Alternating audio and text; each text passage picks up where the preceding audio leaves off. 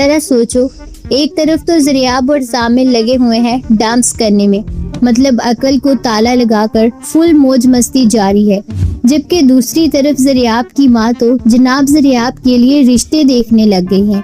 کہتی ہیں ماشاءاللہ بہت ہی پیارے لوگ ہیں، اور زریاب کا باپ بھی اپنے ہی چکر میں ہے کہ اب تو لوگوں نے پوچھنا شروع کر دیا ہے اور ایک دو رشتے بھی آ چکے ہیں۔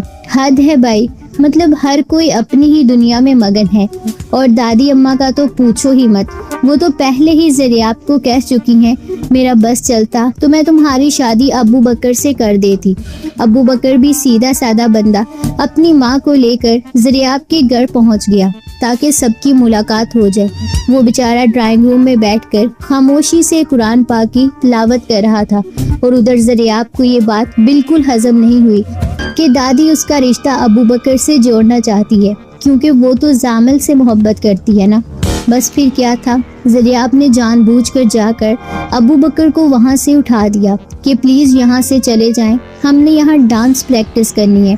ابو بکر بھی کیسا بندہ ہے، چپ چاپ اٹھ کر چلا گیا اور کچھ نہیں بولا۔ اب جب دادی کو اس حرکت کا پتہ چلا تو انہوں نے زریاب اور اس کے دوستوں کی ایسی کلاس لی کہ بس پوچھو ہی مت۔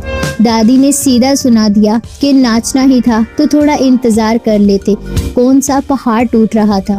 بات تو صحیح ہے یار، کم از کم گھر کے ایک کونے کا تو لحاظ کر لیتے۔ دوسری طرف ہمنا کا کیا ہی چکر چل رہا ہے، وہ سیدھا ابو بکر کو فون کرتی ہے اور کہتی ہے کہ مجھے معلوم ہے آپ کہاں رہتے ہیں، ہاؤس نمبر 328، گلی نمبر 34، محلہ قاسم آباد، حیدرآباد۔ لیکن ہمنا کی بدقسمتی دیکھو یا اتفاق، فون ابو بکر کی بجائے اس کی ماں اٹھا لیتی ہے اور پھر وہ سارا قصہ ابو بکر کو بتا دیتی ہے۔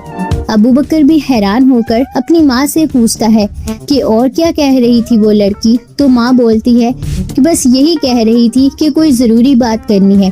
مطلب یہ کیا مذاق چل رہا ہے بھائی، اب یہ ہمنا کون سا نیا طوفان لانے والی ہے، یہ تو آنے والا وقت ہی بتائے گا۔ آپ کو یہ ڈرامہ کیسا لگا، ہمیں اپنی رائے کمنٹس میں ضرور دیں۔